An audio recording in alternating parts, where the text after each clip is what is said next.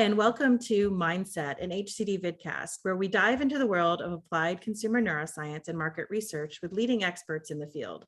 My name is Michelle Nigella, PhD in behavioral neuroscience and Director of Research and Innovation at HCD. And I'm Kathryn Ambrose, the Manager of Behavioral and Marketing Sciences with HCD. As your hosts, we are going to act as the buzzkills for the buzzwords, taking time to critically think about the limitations and pitfalls of emerging trends and topics within the field to help you identify what innovation has a lot of untapped potential or is too good to be true. Now, HCD is a full-service research house which provides research capabilities on consumers by looking at how they perceive, evaluate, and respond to different types of stimuli, such as looking at product experiences, communications, or just general consumer and shopper experiences. We use a combination of tools that come from psychology, physiology, neuroscience, as well as the traditional methods that people typically use to see how they experience different stimuli. That stimuli can range from the early stages of exploration all the way through the final product validation tests. This is what we refer to as applied consumer neuroscience. So stick around for more curious conversations as we chat our way through the ever-evolving space of consumer science.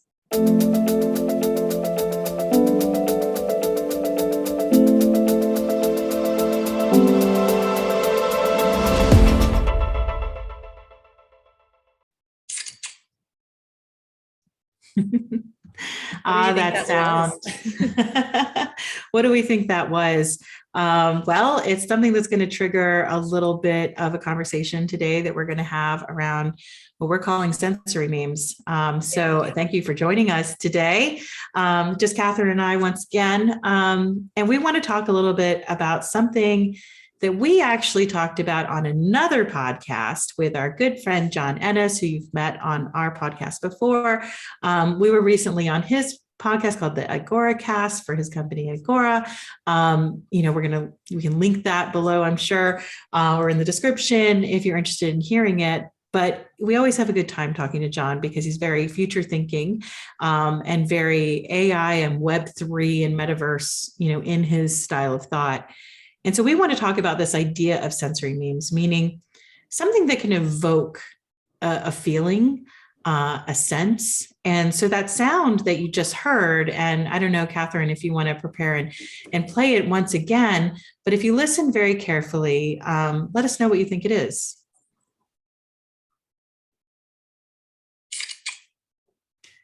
So that's a really iconic sound of a can of Coca-Cola opening.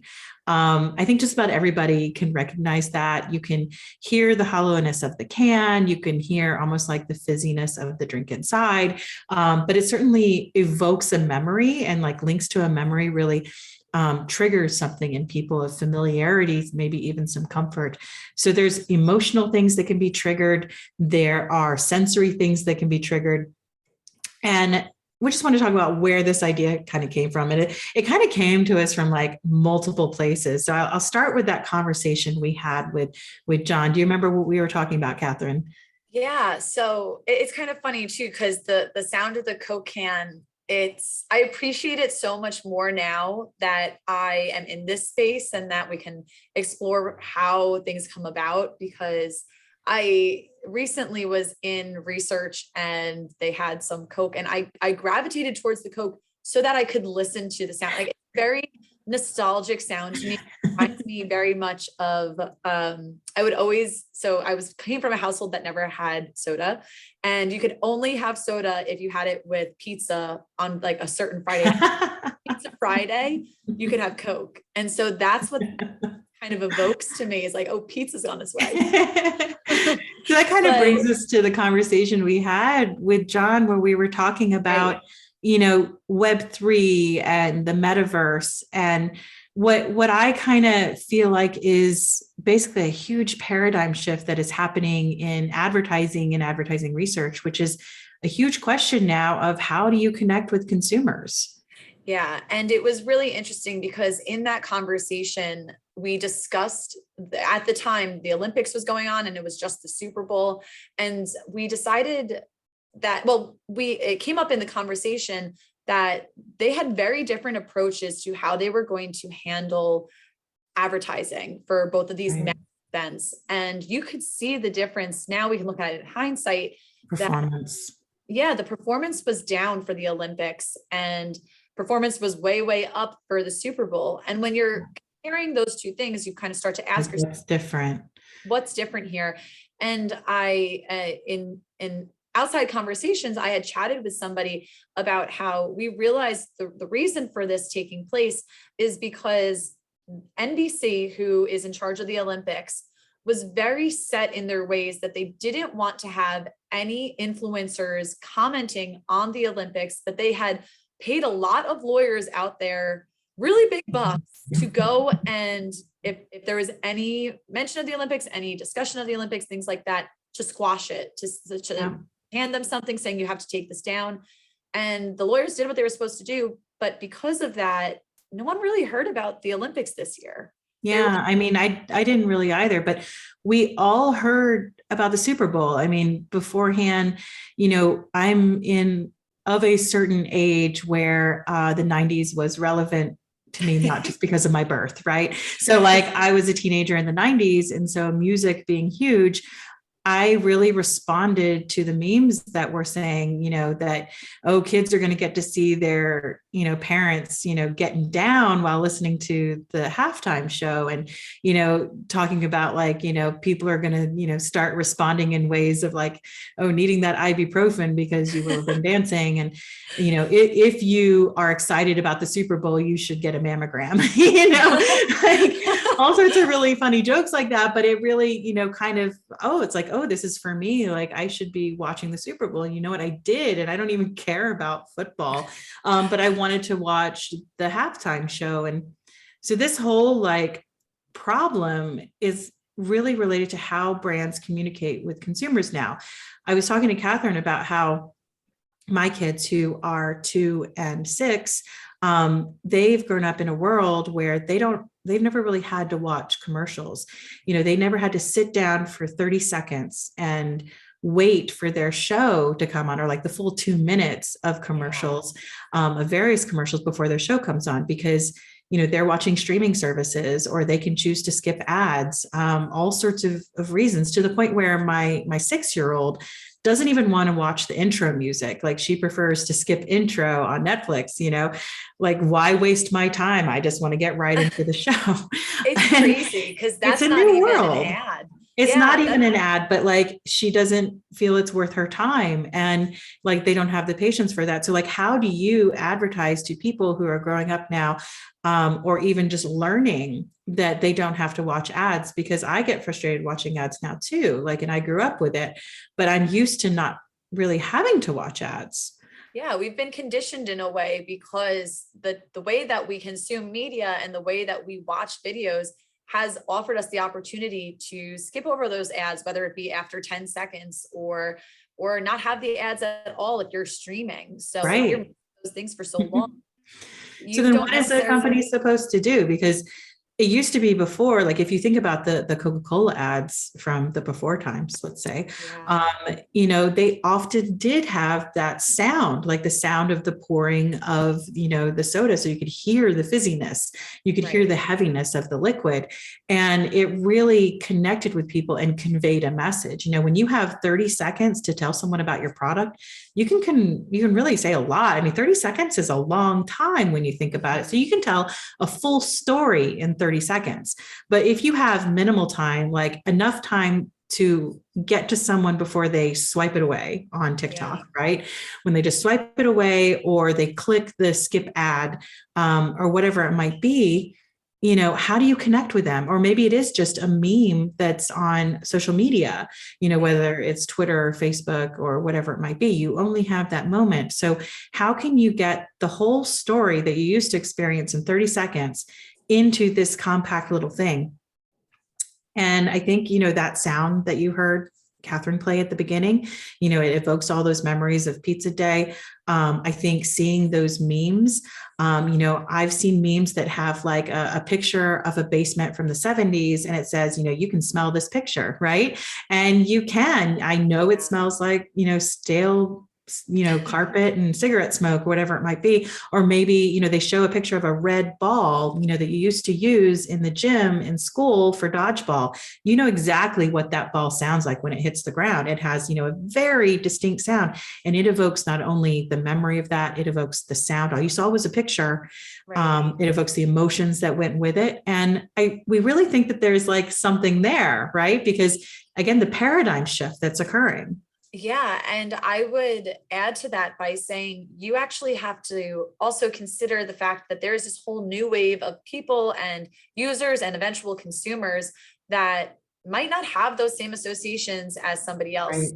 Michelle brought up that picture of the basement and the smell of cigarettes. I never grew up in a house that had anyone that smoked or that, had that basement with the cigarettes. And I didn't have any friends that had that type of a basement in the but you talk about a red dodgeball, like I hear that sound. I hear it hitting against the gym. But I don't think they have them anymore, do they? Because I don't think people play dodgeball anymore. I don't know if dodgeball is PC, but. So then younger kids, my daughter may not know what that ball sounds like.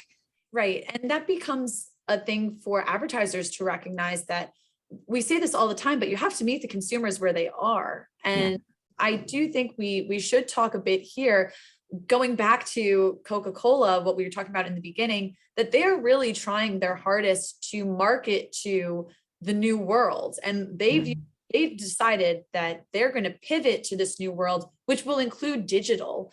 And whether that mean NFTs, whether that means, decentralized currency or whatever that means, or if it means TikTok, they're trying to meet the consumers so that way they're still top of mind, they're still present in the consumer's life.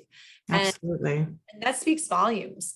But also communicating to them in a way that evokes a feeling that it's for me, right? So like when I saw those Super Bowl memes, like I felt that the halftime show was for me. And that was kind of like, it was written about a lot at the time as well, that, Gen X or later, older millennials, like they were being focused on. So then you feel focused on, you feel special. You recognize that it's for you because it evoked a certain experience for you. So I think that's something that brands are going to have to think about, especially in a, Web3 virtual kind of way, because they're going to meeting those consumers where they are. Well, they're not watching your 30-second ad. Right. And it's two things I want to add here about the Super Bowl. There was one advertisement in particular. I think it might have been Fios that did it, with the person was knocking on the door and they were saying like, somebody was here, and you were like, oh, that's from a movie. And I was like, the cable guy. Yeah. Because you weren't familiar with the cable guy. Because nobody has cable anymore.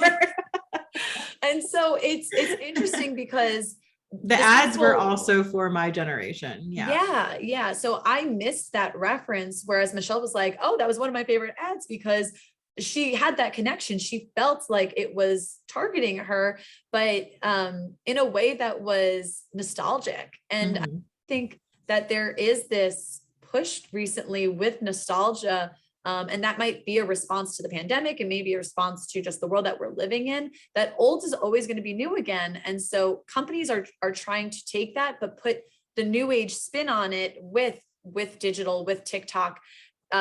We decided to chat really about a lot of these sensory memes because Coke has this really great example, but they recently just released a product called, I believe it was Starlight. And it had this air of mystery to it where no one knew what it tasted like. No one knew what it, like they had the idea of what it looked like. And it really racked up a lot of attention. They had Reddit threads, all these things really showing. It's not kind of generating buzz, right? How can you make something viral, which, viral isn't really, the word anymore. I think maybe 10 years ago, it was about how do you make something go viral? Like, the Starbucks unicorn. I don't think that's necessarily the thing anymore, but you have to communicate in a way that really does engage people, right? Yeah. And it was interesting with that example in particular, they actually are trying to make it more than just an experience for taste. You can see see that with the sound of opening the can, actually made the color of the can, the color of the liquid red. So it had this red tinge to it that it didn't normally have. And then also along with that, they had a QR code, and that QR code brought the people to a special concert. And it, again, is pushing that idea of their products no longer just the physical product, it's the experience. And the consumer's experience now includes a digital age. It includes that 3D interaction. So is that, you're talking about QR codes. And is that something that we think is going to be part of this sort of revolution in advertising, right? Because it is an extra step that a person has to take. And I think, again, thinking back to the memes, there have been a lot of memes lately about, no, I'm not going to use your QR code to look at your menu. You give me a menu. Call me old fashioned, but I would like to see a menu. So what are your thoughts there? It's interesting. I think it has to do with how well it is integrated to this omni-channel experience for shopping. That's my opinion, at least. I feel if I see a QR code and also, so by all these references, by the end of the day, I know my age, but I grew up, I didn't get a cell phone until I was in high school. So if I didn't get a cell phone until I was in high school, my adult life has been with a cell phone, and I am comfortable using my phone to get the menu. I'm fine with that. But the thing is that I find really interesting is you want to make sure that it's as seamless as possible, so that way you don't have consumers fall off. And I think that platforms like TikTok are doing this through partnering with things like Instacart, where there's trends going on with what I eat in a day or recipes. If that is available to you, and then you can link it. It's a seamless experience to say. But that's seamless, and also not requiring like a lot of physical steps, whereas you're already on the platform and it's just a click away to, load up your cart for Instagram, or not, sorry, Instacart. And so like the problem I see sometimes with the QR codes is like something that Hulu's doing, right? Where you can choose to interact with the brand by using the QR code instead of having to watch, 3 commercials, right? And so I personally would rather just ignore the 3 commercials than have to use a QR code. It's like behaviorally, I'm just kind of like, screw you guys. I'm not doing it. I'm going to go let these play, and I'm going to use the restroom, That makes me wonder what your daughter would do, because she would probably just get really frustrated, honestly. Because she's just used to being able to choose. Yeah. So there is this idea of the trade-off, what's more important for you? And if your trade-off is to interact with this product and you're being forced to interact with them, you're not going to have good association going back. Exactly. Which is why, rather than forcing people to do something they don't want to do, what if instead of the 30-second ads Hulu is making me watch, it was just a sensory meme that came up and evoked emotion, connected to the brand, and made me understand what the product would be like, Yeah. There's actually Heineken, I believe, just released their first virtual brewery. And I found that really interesting. And they made it very realistic, where they had all these different, like the back where you're reading all the nutrition facts. And instead it was things like pixels, 0 grams, like things like that to make it fun, but connecting people to the real world, but with this digital spin on it. And I think if you can do it the right way, and you can do it in a way that without being gimmicky or one-off, right? Because if it does end up being like gimmicky, where you're just kind of like, okay, that was hilarious for a second, but I'm never going to interact with it again. Yeah, exactly. So it's a question, but again, you have to as the company, you have to do the research to see where are the consumers I'm trying to hit, and then where are they, and how can I them? Because going back now to the Olympics, since people communicate through memes and they communicate through sharing reels and things like that, if you're not there, then people won't realize that it's happening, and you're missing huge viewing. You're missing all these people that didn't have to really experience the Olympics with you.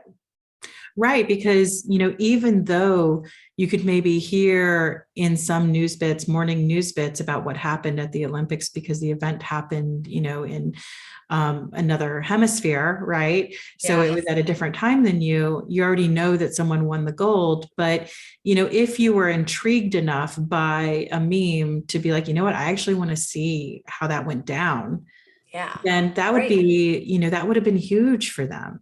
Yeah. And I also think it's memes are great because, or memes, but also reels, they're highlight reels for a reason. Yeah.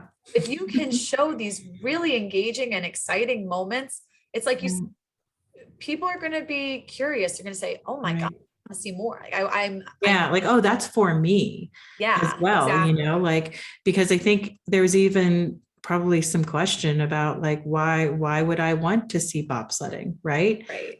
Right. Exactly. And I do think that it does come down to really knowing who you're trying to connect with. And if there's no association there, then maybe your ad's going to flop because you have, again, that red dodgeball in your hand, but you're promoting Jojo Siwa, and those things just don't Right. connect.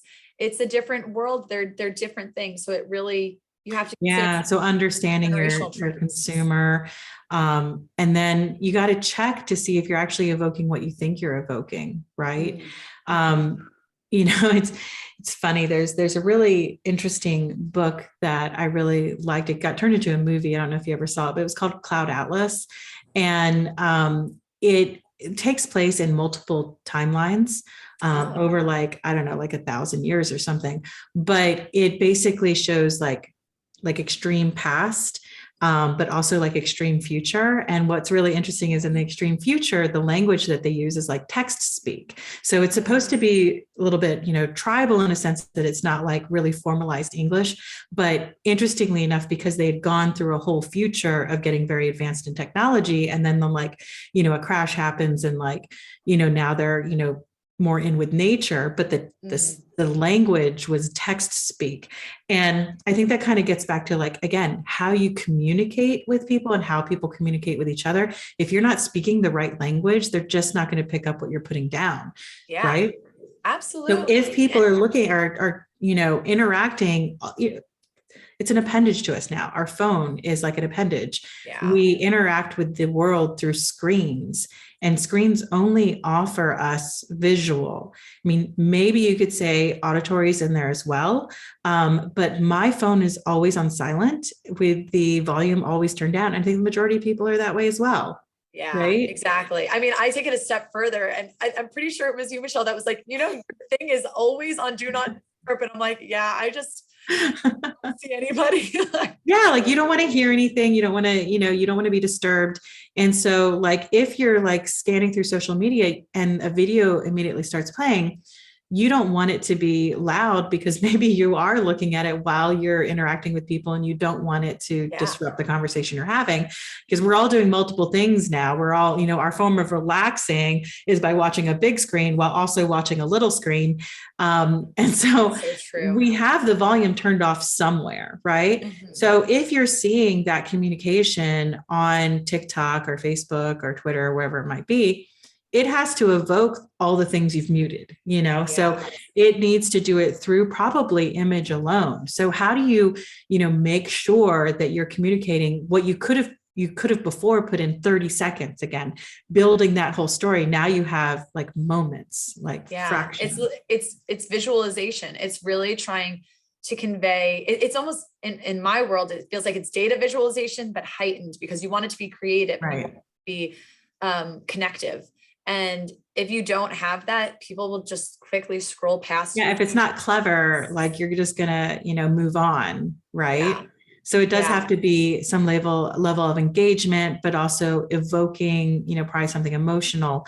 So I think that there's really something there when we think about what may be argued as being a dying industry of the traditional advertising field. Mm. I think it just really needs a paradigm shift of really rethinking how you communicate with I consumers.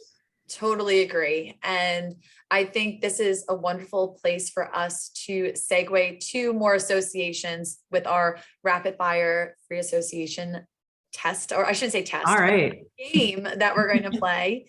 And I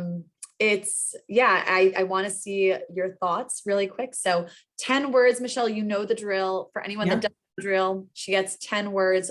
First thought she has after I say the word is what she's going to share with us. So without further ado, are you, Michelle? Putting my thinking cap on, I'm ready to go. Or rather, taking my thinking cap off. Where I don't know. Okay. So first word I'm going to ask you is NFTs. Confusing. Memes. Fun. Cues. Rewards. Metaverse. Facebook, I almost want to say, but I also want to say future. That's good. Innovation. Also fun. Digital experiences. Formalized. Ooh. Colors.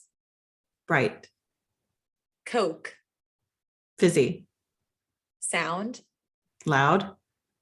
And the last word is, or I should say words, QR code. Annoying. So we know Michelle's opinion on QR code. That's because I'm an old fogey. I just don't like taking extra steps, right? I totally get that. And I do think that there is something to be said for the user experience of QR codes. How can they streamline it? How can they make it better? Those are the things we're going to see in the near future. And I'm sure we'll be talking about again.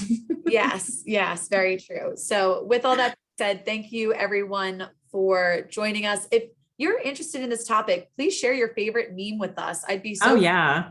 Because that's how we communicate, right? So communicate to us via meme on our LinkedIn or on our, website. You can email us a meme, or better yet, link it below, post it below. We'd love to see what kind of memes really set you off recently. Yeah. So Michelle, do you have a favorite meme?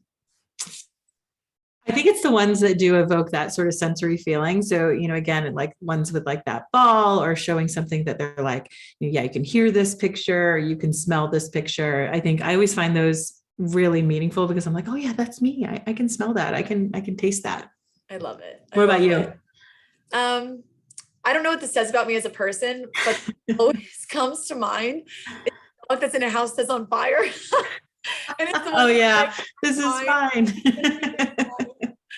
But it's like, I think, it's really humor that does it for me. I need something that's humorous. I need something that's relatable. And, and I love dogs. So together, just go and make a perfect meme. Love it. Awesome. So thank you all for sticking around. Until next time. Thank you. Bye. HCD Mindset is produced by Helen Ross. For more information or updates, follow HCD Research on LinkedIn, Facebook, and Twitter @HCD Research Inc. and @HCD Neuroscience. Subscribe to our YouTube channel and be sure to rate, review, and follow us on Apple, Spotify, or wherever you listen to podcasts. Thank you, and stay tuned for more curious conversations.